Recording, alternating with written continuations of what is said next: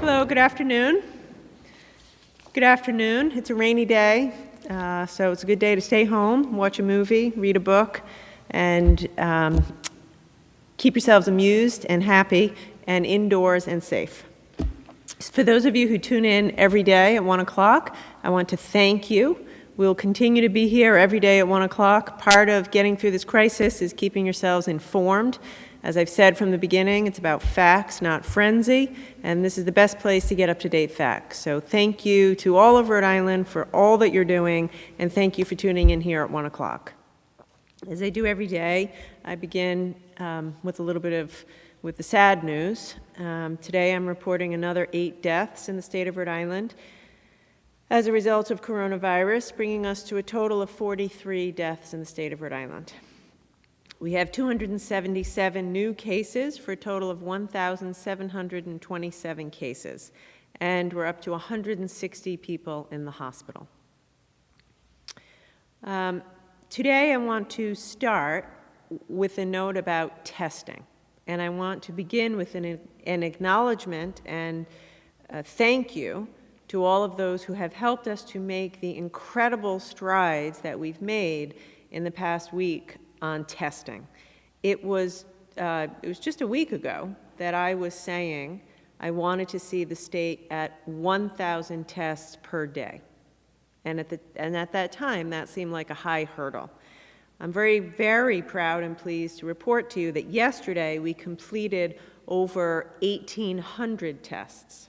So in less than a week, we've nearly doubled the goal of 1,000 tests. And we're adding capacity every day.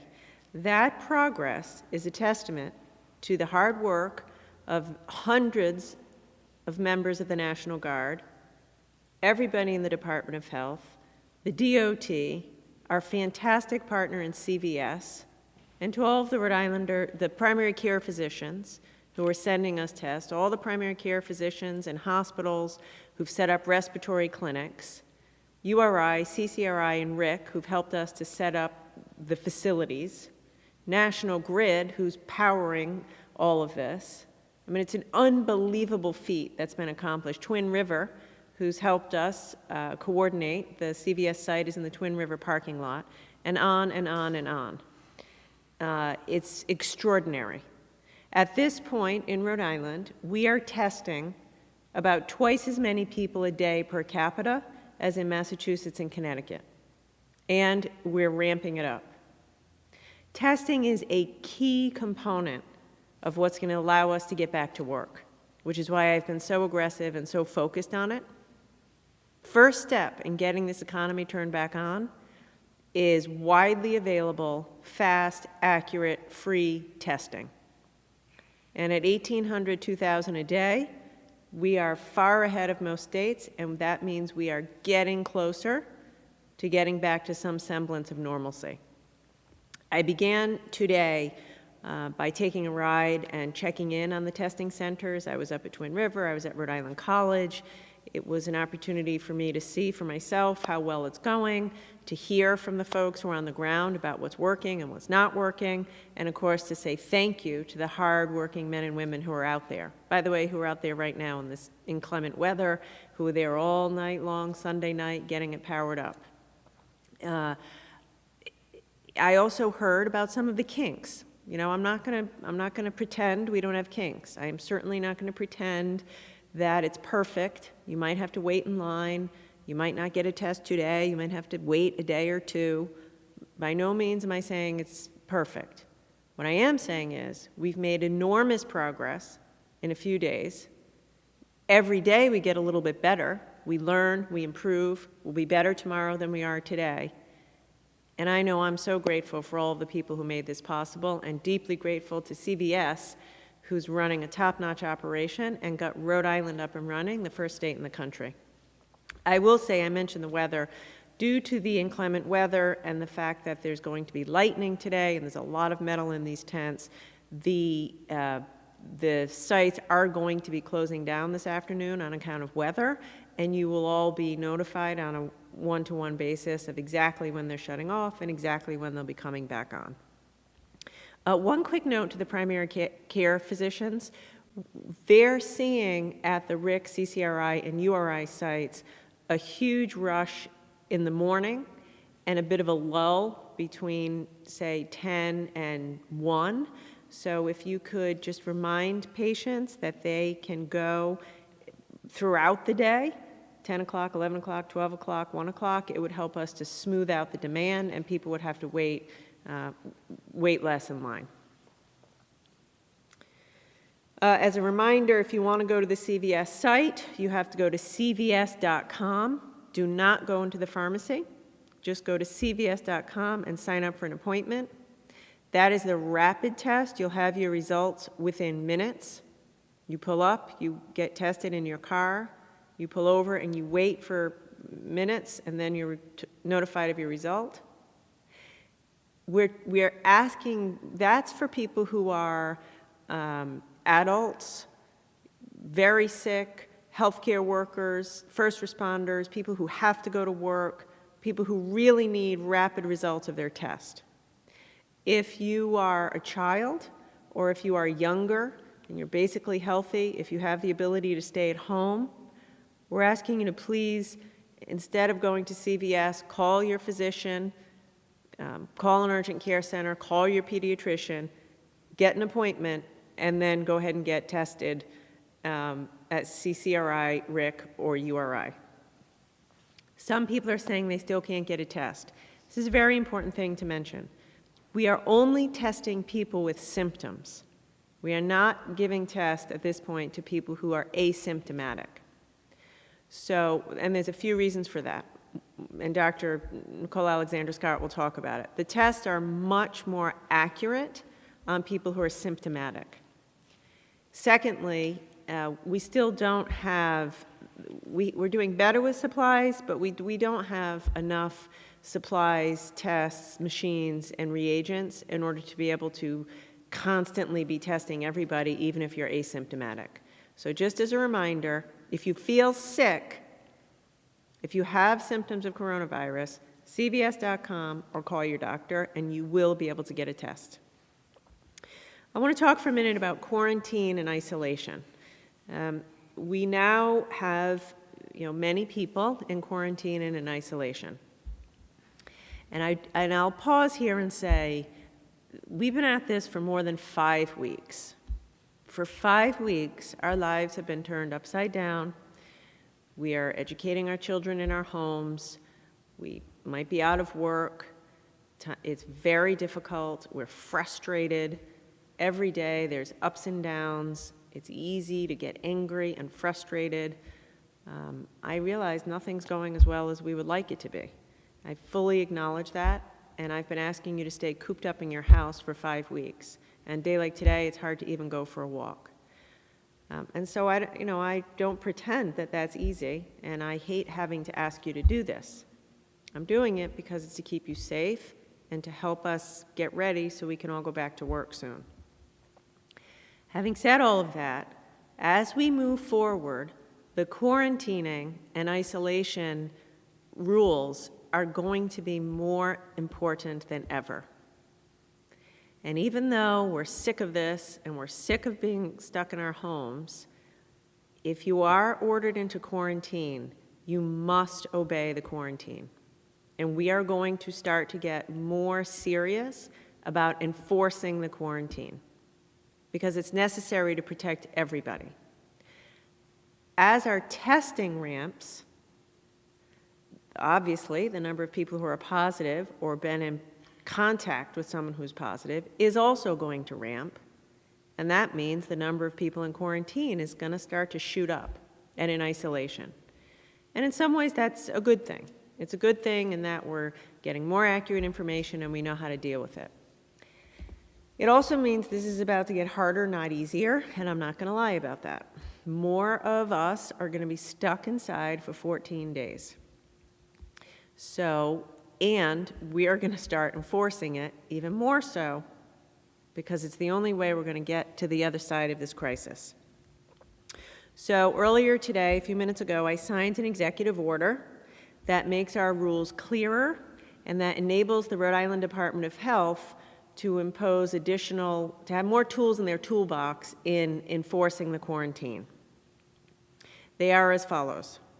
If you have been diagnosed with coronavirus, either by a positive lab test or by a physician who has assessed your symptoms, you must isolate until you no longer have symptoms.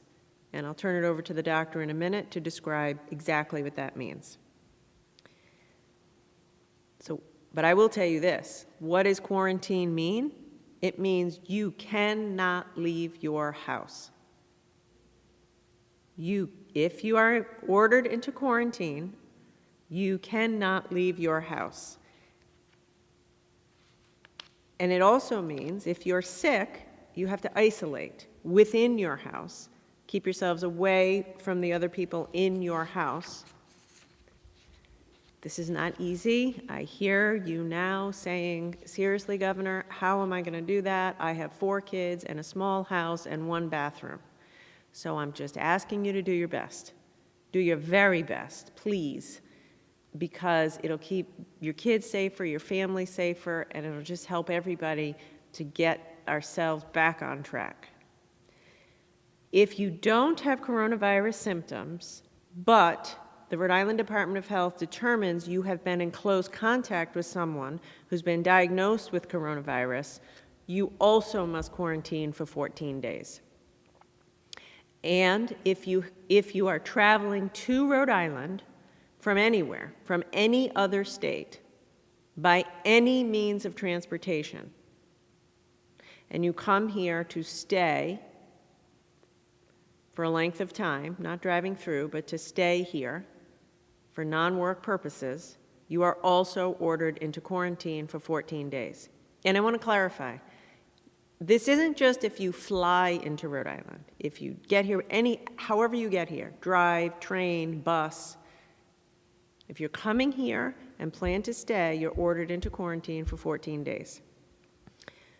As I've explained, the Department of Health has a very rigorous contact tracing system, so they will know after you're tested positive and you take out your contact tracing journal and they go through the process, they're going to determine who you've been in close enough contact to, and then those folks will also be in quarantine. As per my executive order, I am enabling and directing the Department of Health to develop regulations to enforce this quarantine with civil penalties, including a series of fines. The fines will be in the hundreds of dollars range. They haven't yet been determined. The regulations will be out in a day or two. We've also been working very hard with the Attorney General's office to issue guidance to local law enforcement to ensure that everybody is adhering to the quarantine orders. And I want to thank local law enforcement, I want to thank the state police, and I want to thank the Attorney General's office. You've all been fantastic in working through the legalities of this, and I appreciate it. So, I want to be clear. This isn't, we don't want to punish anyone. We don't want to levy a fine on anyone. Our goal is to make it easy for you to stay in quarantine by doing a better job on our end of providing you with food delivery, medicine delivery, and help that you need to stay in your house. But we're also very serious about this. And if you are found to be deliberately, knowingly, purposefully, repeatedly violating your quarantine and isolation, well, then you will be punished. Because this is just as important as any other law. It's necessary to keep everybody safe and healthy and alive. A message about food. As I said yesterday, and as I just said, it's virtually impossible to have effective quarantining and isolation without having effective food delivery and medicine delivery. And the good news is that we are moving in the right direction.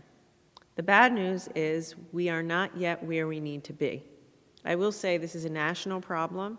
I keep searching for better answers from my fellow governors and other partners. Unfortunately, we're all struggling right now. We have a partnership with Rock's Fresh Food that is delivering food quickly to people in quarantine. But I want to emphasize, the Rock's fresh food service is for people in quarantine and isolation. And that is who we are prioritizing right now for all of our food delivery. And then the next order is folks who are homebound, seniors, people who just can't get out. And as I said, that's ridelivers.com. Right at this point, we are totally overwhelmed. I'll be the first to admit we're not where we need to be. So I need to ask you for a favor. I need to ask you for something. If you are able to go to the grocery store, if you're young, if you're healthy, please don't use the food delivery services right now. We're really trying to reserve food delivery for those who absolutely need them, people who are sick, people who are homebound, people in quarantine and isolation, and the elderly. They don't have any other choice. So if you do have another choice, if you can go out, if you can get your neighbor to do the grocery shopping for you, if you're comfortable going on nextdoor.com, you can see who in your neighborhood might be willing to do an errand for you. I would ask you please to do that before going to ridelivers.com, and just give us a little bit more time to ramp up the delivery service so that everybody has a chance. I've been hearing from a lot of people in the senior community. They can't get out, they can't get their groceries, people who are sick and in quarantine. So just hang in there, folks, a little longer. We're going to get where we need to be, and if you have any other way to get to the grocery store, please do that and lay off the RI Delivers food delivery services for now. But we're getting better every day. I've had a lot of questions about the ACI, and I've been in touch with the folks at the ACI. Let me take a second to address that community. Obviously, if you have a loved one who's in prison, that's a stressful time all the time. If you're in prison, it's a stressful time. If your mom or your dad or your uncle or your best friend or your boyfriend is in prison, that's stressful every day. It is 10 times more stressful now because I've said you can't visit, and because obviously there's a high degree of anxiety in the prison system or any congregate care setting when you have a highly contagious virus. So I want you to know, I hear you, I'm aware of it. We are working very closely every day with the correctional officers, with the medical staff at the prison, with advocates to make sure we can do everything that we can do to keep you safe, to keep you healthy, to make sure you are informed. And I want you to know we know it's an especially difficult time. By the way, that messaging goes for people in other settings too, group homes, the Harrington Hall homeless shelter. If you're in a homeless shelter, life is really tough as it is. You add this on top of it, it's unbearable. We haven't forgotten about you. We hear you, and we're doing the best we can. To the correctional officers, we hear you too. And I want to thank you for getting up every day and going to work. Thank you for your bravery. We're going to continue to try harder to get more personal protective equipment and keep you and all of the inmates safe as we get through this. Which brings me to the final point that I have today, which relates to all the folks out there who have to go to work. A few days ago, it might have even been a week ago, I lose track of time, probably like you, I said that we were going to light the State House red in honor of our first responders. It's really beautiful. We light the entire State House, not just the dome, and it's every night, it's red. We chose red because red is historically the color of the Red Cross and first responders. And I said then that if you're out there and you're working, you have to work, when you're driving home from work, I want you to look up at the State House and see that beautiful red State House as a big thank you to you on behalf of a grateful Rhode Island. Now in this crisis, Of course, we're very grateful to our first responders, but there are a lot more heroes out there who have to get up every day and go to work to keep the rest of us safe beyond just first responders. And I want to take a minute to thank each and every one of you. And I think you know who I'm talking to. I'm talking to the bus drivers out there who are afraid. They're in contact with the public every day, but still they get up every day, put their uniform on, do the right thing, and go to work. I'm talking to all of the healthcare workers, CNAs, nurses, therapists, social workers, doctors, everybody in between, custodians. Thank you. You get up every day, and I know you're afraid, because we all are, but you suit up and you get to work. Construction workers who are out there, folks in the grocery stores, people who are driving cars for others. You know, I could go on and on, but the list of people who are essential workers who get up every day and conquer their fear and do the right thing is long. And every single one of you is truly a hero. And by the way, it's not just the people who go to work. It's the mom who's in the house trying to keep it all together. Maybe working a little bit remotely and educating 2 or 3 children, all of whom are any of whom is going stir crazy at any given time. But you're doing it, and the kids are learning. Or, I mean, the list is endless. Maybe you've gone out to get groceries for your elderly neighbor. Maybe you have your list of people you just check in on every day. But the truth of the matter is, if you're hearing me now, and if you're at work, or if you've done something kind to help somebody get through the day, or you're just putting on a brave face, or you're giving somebody a pep talk when they need it, I want you to know you are my partner in this, and together we are carrying Rhode Island through this crisis, a day at a time, a week at a time, a month at a time. And we're doing it. And someday soon, we're going to get back to business as usual. I don't know exactly when, and I know it isn't in a few days. But I do know this. I talk to my fellow governors every day. I look at all the data all around the country. And we're doing about as well as anybody. And the strength and resilience and hopefulness of Rhode Island is what's getting us through. So if you're able to work, and if you are well, I need you to keep going to work. It's tough. It's scary at times. Keep yourself safe. Wash your hands. Do not go to work if you're sick. Wear your mask. But if you can work, you're on the front line. And if you're in one of those jobs that you have to work, I need you to keep doing it. So with that, I'm going to turn it over to Dr. Nicole and then come back to answer your questions. Thank you, Governor. Good afternoon. To get started with the data updates, as the Governor said, we have 277 new cases for today.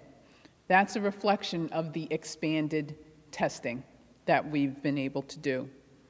This brings our total to 1,727 cases.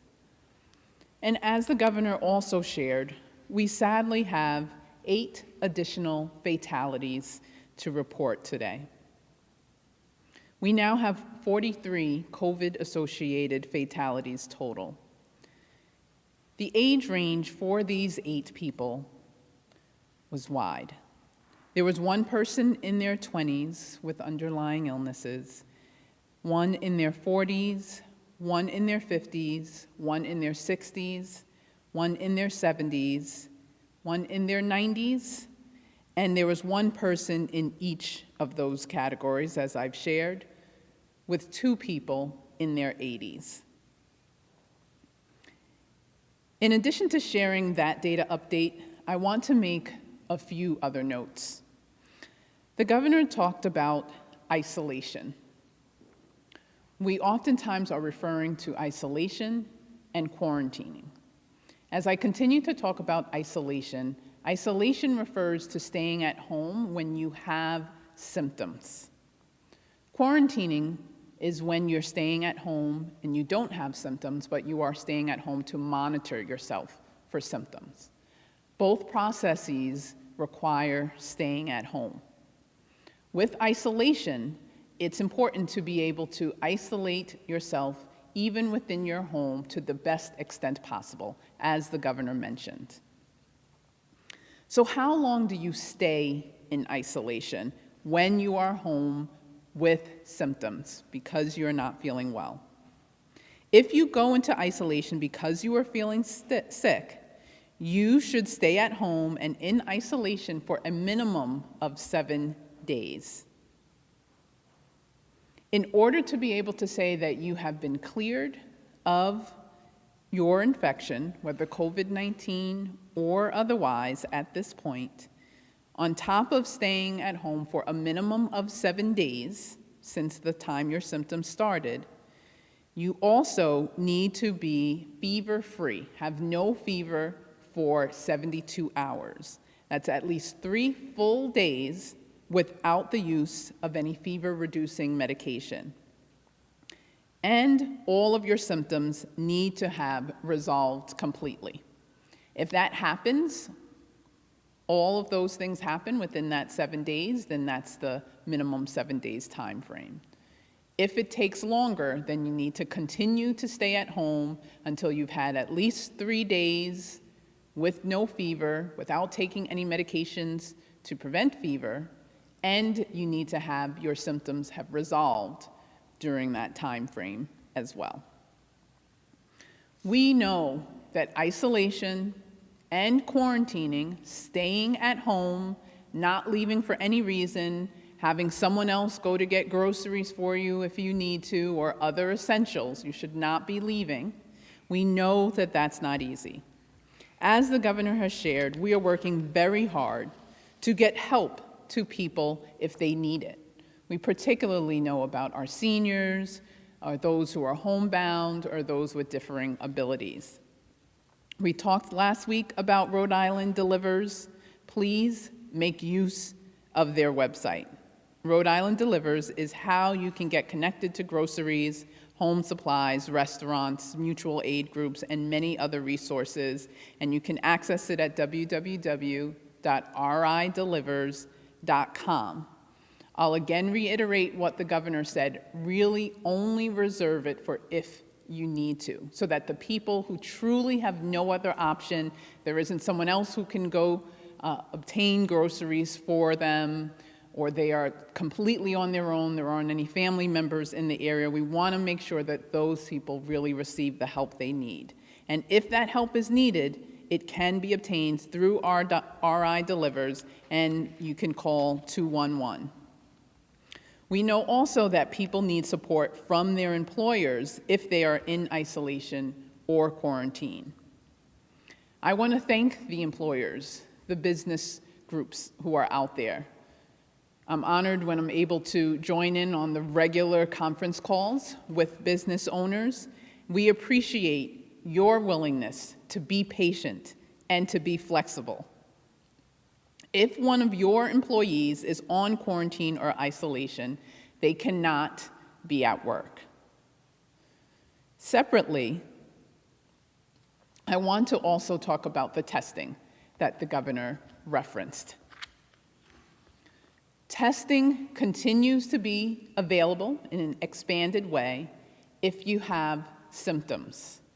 If you do have symptoms, please make sure that you call your provider, you call an urgent care center, and go ahead and get the testing that's needed. No one should be showing up at any of the facilities for testing. I also want to speak to our populations who we know may have challenges actually driving to the places to be tested, or challenges being able to really access the testing because they're homebound.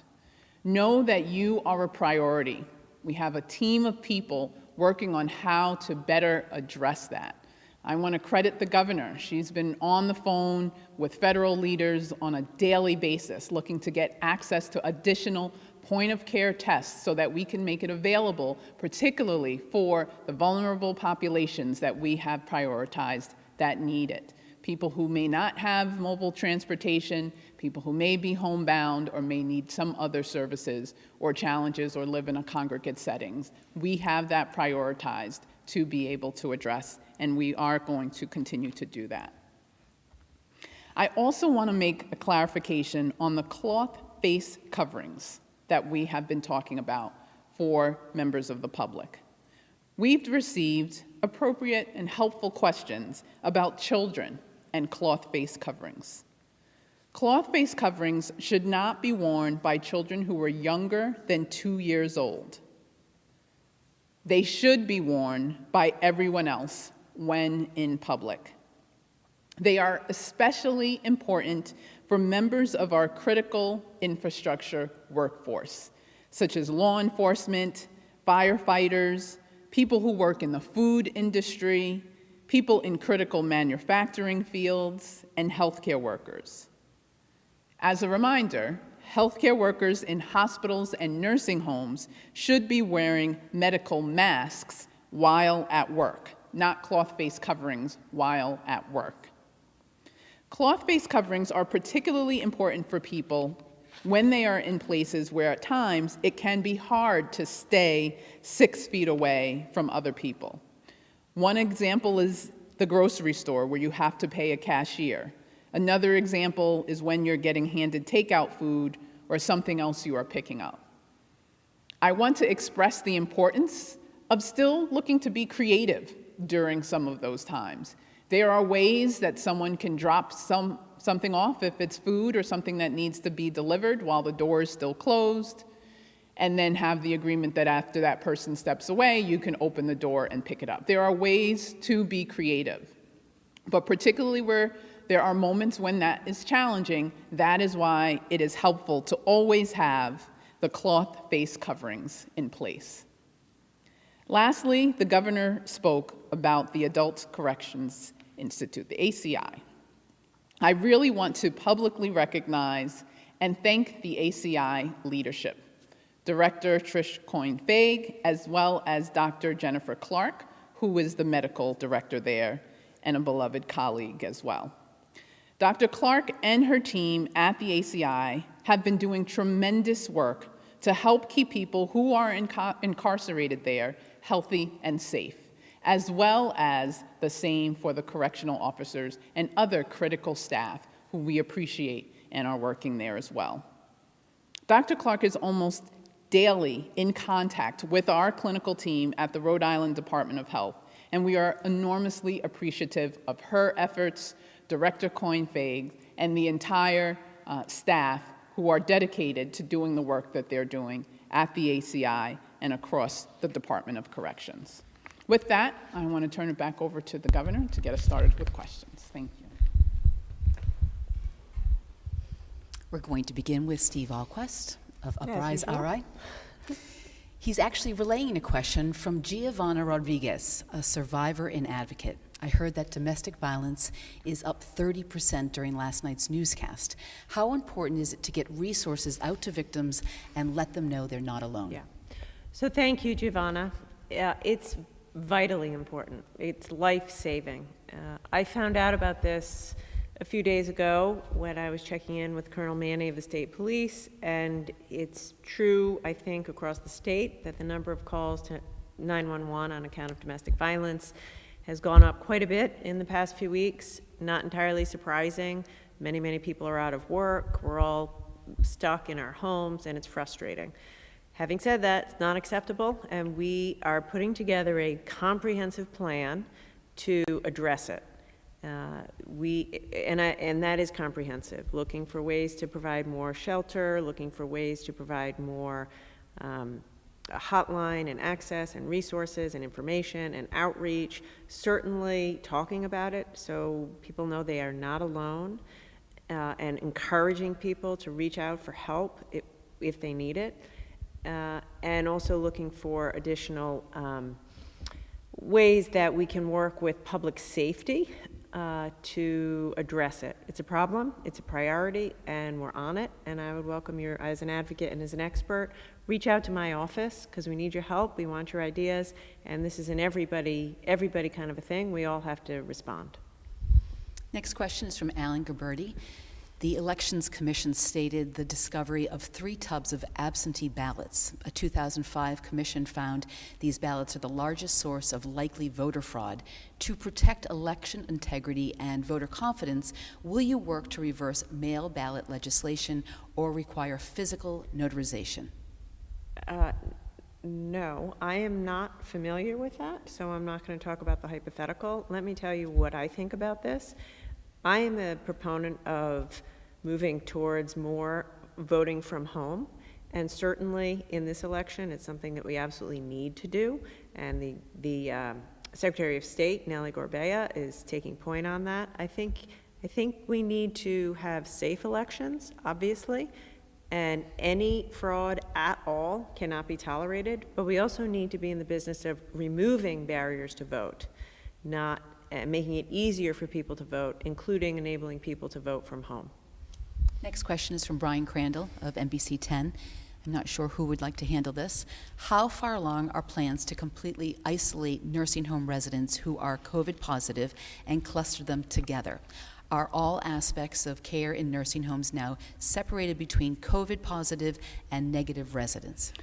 Thank you. So that is a normal process within our public health contact tracing and case investigation program, prior to coronavirus and within coronavirus. Whenever there is a cluster of cases, it is a critical component of the infection control response to be able to isolate the patients, whether it's within their own room, or the patients who are cohorted within a wing, or the patients who may be cohorted across a nursing home. So it's absolutely what we work on, in being able to separate them from people who may not have the particular illness.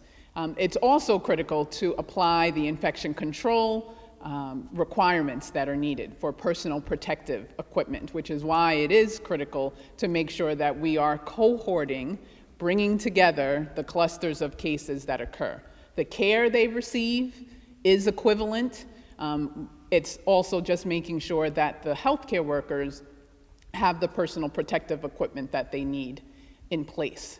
We've also been working creatively with the nursing homes to think of additional ways to minimize how many different types of interactions or contacts with patients in nursing homes occur, so that we can decrease the risk of exposure across the board to COVID-19. Those are just a few of the many measures that we activate, and we're being as aggressive as we can in this time to help protect our nursing home residents. And I want to again acknowledge the staff who are there, who are committed and working so hard for the patients who are like family, the residents who are like family, the other staff members, to keep themselves safe. Also want to thank the associations and the nursing home leadership for the close partnership and doing everything we can to help protect the communities that are there. Dr. Steph Machado of Channel 12 is asking, does the Rhode Island Department of Health agree with the new guidance the White House announced yesterday regarding critical workers going back to work if they've been exposed to the virus but have no symptoms? So the guidance that we have is, in every situation, if someone needs to be quarantined because they themselves have been exposed to someone who is a positive COVID-19 case, and they are a critical infrastructure worker, if that workforce environment can accommodate those people being quarantined and staying at home to monitor themselves for symptoms safely there, that's the #1 approach we want to take. In rare situations where, in a group home, for example, the only people that may know the particular residents who are there is the small group of staff who are dedicated to them, and they are, if we quarantined everyone who was exposed, the home would not be able to care for the people there. Those are critical infrastructure workers. We are working very closely with situations like that when they occur, where someone can wear a mask, follow a long list of guidance recommendations that we have so that they stay safe, and monitor vigilantly themselves for symptoms. Temperature check, being able to assess, and making sure that they respond immediately if any evidence of symptoms or question of symptoms starts to develop. So what was shared is not an automatic, but it is a fallback if we need to, in order to maintain the workforce for these critical infrastructure workers, which is why that's the title of that working group.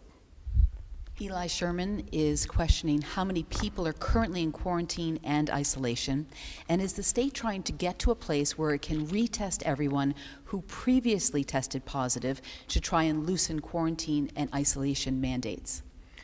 So the number of people who we have in quarantine and isolation, I will get to. It's just under 2,000 or so.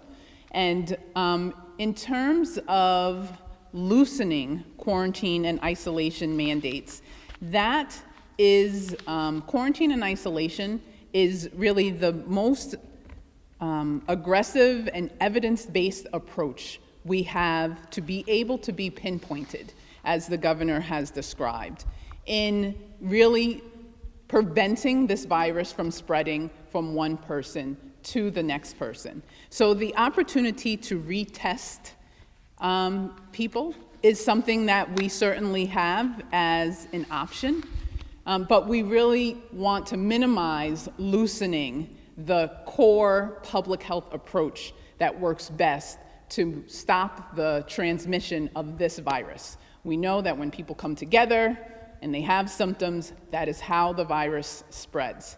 Being able to quarantine and isolate safely allows for doing that. So the testing will help support when there are times we can make targeted adjustments, but as a whole, we'll want to make sure we remain as aggressive as we can. The full number currently on quarantine is 2,243. Richard Asnoff of Convergence RI is asking, are you considering mobile testing for residential homes in the behavioral health system? As I mentioned earlier, we have a group of people focused on helping us address testing for our vulnerable populations. That includes those in the behavioral health systems, and particularly those in congregate settings, those who may not have transportation to be able to get out to the testing or need to be able to walk somewhere, as well as those who are homebound, and anyone that falls in those categories, or other categories similar to that. So we do have very active plans in place for addressing the needs of the population that Rich explained, as well as the other vulnerable populations that we have prioritized. Sure. Want to answer? I want to clarify something around the testing and the mobile testing, just to make sure people understand where we are. The answer is we would love to be doing more testing. We would love to be doing more mobile testing. You know, in an ideal world, we could do mobile testing at every nursing home, every congregate care setting, behavioral health homes, et cetera. The reality is there is still a massive shortage of supply. In the past, I have referenced that we are in quite truly a global fight for resources, and that is true. I mean, for example, all morning this morning, we are arguing, pushing, cajoling to try to get more of the test kits for the machines that we have that are the rapid machine tests, which would be most well suited for exactly what you're asking about, these mobile testing units. We just can't get access to all the test kits and reagents that we need at any one time. We're going to get there. As I keep saying, we are definitely getting better. I don't want you to think we're not doing it because we don't want to or we don't think it's a good idea. No state, the entire federal government, we just don't have the supplies that we need at our disposal right now. The same goes for PPE. So unfortunately, we are making tough decisions every day about how to allocate resources. Governor Tara Granahan of WPRO Radio asks, what can you tell home care companies whose employees are filing for unemployment insurance and asking to stay home to care for others, or they're concerned for their health, but the company has not laid them off yet? So thank you for the question. You are not eligible for unemployment insurance if you have not been laid off. So if you decide to quit or leave or not show up, that is, of course, your decision, but you are not eligible for unemployment insurance. Unemployment insurance is for those who have been laid off. And as I've said many times, now unemployment insurance is available for those who've been laid off because of the coronavirus, because the state has closed down your salon or your barbershop or whatever. So those folks are eligible, but if you're just not willing to go to work, you're not eligible for UI. Furthermore, I would ask everyone, as I did in my prior comments, I know it's so hard to go to work. It's hugely challenging to go to work. You're afraid, and none of us really wants to be going to work. And if you're a home care worker or a CNA or caring for folks, it's doubly hard. I'm asking you, please, if you are well, to please go to work. And I'm asking companies to do everything that you can to make sure your employees are protected. Make sure if they're sick, they stay home and they're given sick leave to stay home. Make sure if they are going to work, they have masks or gloves, whatever is appropriate in the circumstances, full PPE depending on the circumstances. They have the opportunity to wash their hands constantly. They're given access to Purell or some kind of hand sanitizer. But if you're well and you're able and you're an essential worker, I'm asking you please to suit up and go to work. The Boston Globe's Amanda Milkovits asks, what does the state's model show? When is the surge coming? Yeah, thank you, Amanda. You know, I have been reluctant to share any particular model, and my reason for that is because it's still a work in progress. And I'm reluctant, frankly, to put numbers out there that I don't have a higher degree of confidence in and causing panic on the basis of poor information. So we're still working on it. We still only have about 1,000 cases, and so every day we do more tests, we have more positives, we have better data, the model's getting better. Here's what I would say. We know it's sometime between late April and late May. That is our best estimate. Exactly the slope of the curve and how many hospitalizations we have, how many mortalities we have, it really is difficult to say right now because, perfect example, it was only 2 weeks ago that I put in place the stay-at-home order. We need at least 2 weeks of data, if not more, to see if that's effective. That's the biggest variable in determining the timing of the surge and the magnitude of the surge. So it's unsatisfying for you to hear this, I realize. We just need some more time to get some more data to look at our model before I have any confidence in putting out there. And I know some of you disagree with me, but I'm making that decision because I think I don't want to cause unnecessary panic. And right now, I can tell you we're going up the curve. There's going to be a lot more people sick, a lot more people in the hospital, and our peak is sometime mid-April to mid-May-ish. Governor, our last question today for this Thursday briefing is from Lynn Arditi. Nursing home workers say they are facing critical staffing shortages with workers calling out sick or not coming to work and not being replaced. What are you doing to address these staffing shortages? Yeah, we are communicating regularly with nursing home leadership because we recognize how critical this is.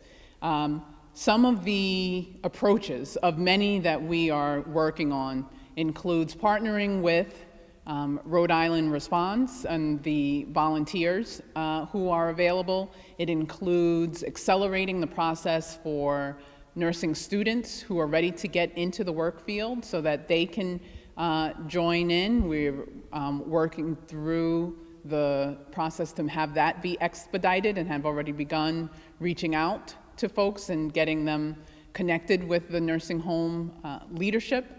It also includes accelerating an opportunity for people to become certified nurse assistants and feeding assistants. And so making it so that a training that's available can be made known to people who have responded to volunteer, so that if they have the skill sets and the interest, that's also an opportunity. We recognize that people are also not working for other reasons. That's also a place that we can bring people in to be able to help address the staffing in the nursing homes. This is a critical piece. It's why I want to always acknowledge the staff who are dedicated and are in nursing homes. It's not easy, it's scary. That's just that baseline.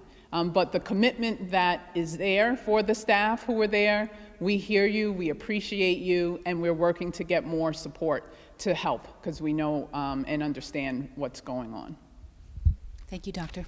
Take care, Governor.